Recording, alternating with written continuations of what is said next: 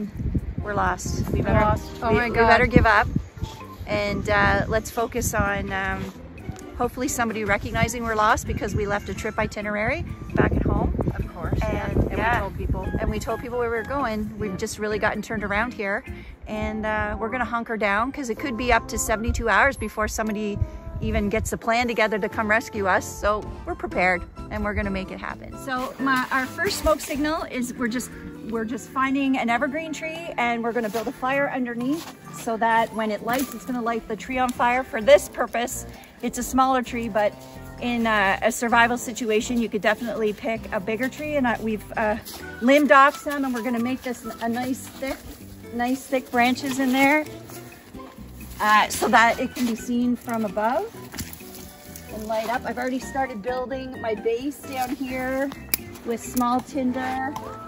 You want to be like, we picked this location because it's got a bit of a clearing for over, but we're also close to a water source, so potentially if the ice was thick enough, we could go out and actually stomp out an SOS in the snow on the water too if we needed to.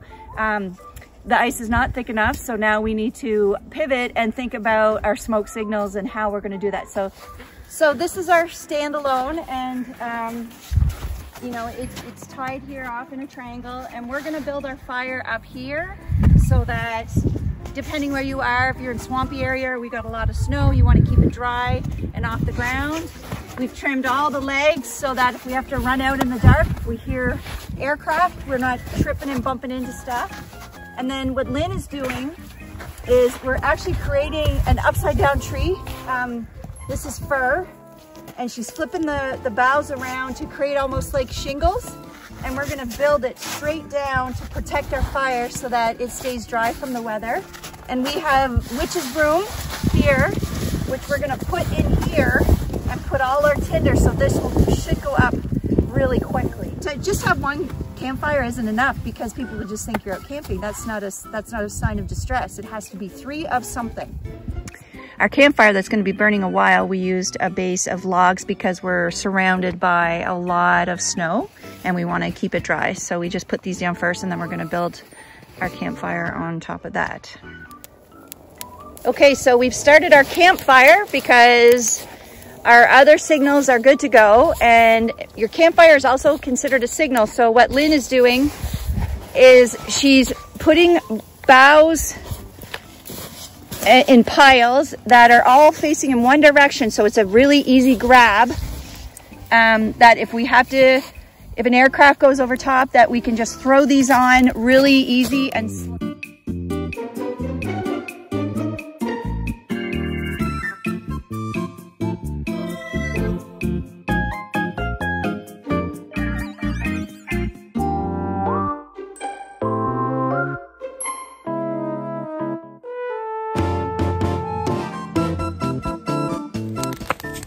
well, we're tucked in for the night, hoping that someone will come to our rescue. We have a beautiful campfire going, and we've got our signals all set up. We've got SOS in the snow. You know, as outdoor people, it's great to know these things and learn about these things, but it's a fun day to go out and put them to the test and learn little tricks about how to set up it, you know, make it successful. So you know, get your kids out, teach them. This is great knowledge to know.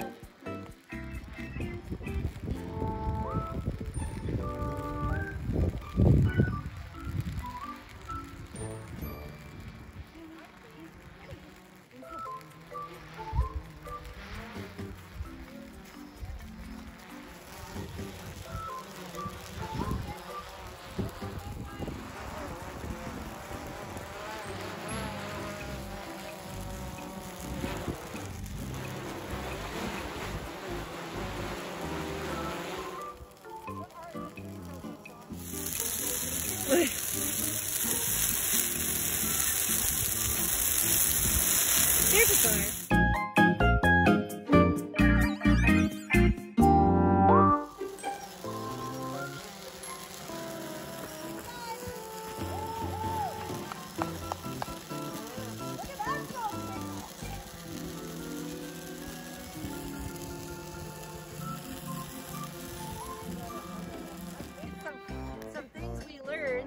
was the smoke wasn't really in our favor. The wind wasn't really in our favor. So the smoke didn't go up as high as we would have liked, but it was definitely still visible from up above. We also did an SOS in the snow and that was visible. So hopefully we can share some pictures of that. And this, once we got the old man's beard, and it really took off, and it was great to have the boughs. The boughs really went up quick. It really went quick. Yeah. And the smoke just started pumping So out. we had 5 piles of boughs, but you could potentially have more if you wanted to keep it going. Yeah, it probably produced the most smoke. It was hard to light though because the air underneath. So, you know, since We got the old man's beard. yeah, we got the old man's back in beard. here. We went and collected more and stuffed it in, but it was hard to light. I think next time probably leave a better door too to get at it. We really had it shingled really well. This went up really fast, really quick to light. It was awesome. The tree just got completely engulfed. But I would want kind of like our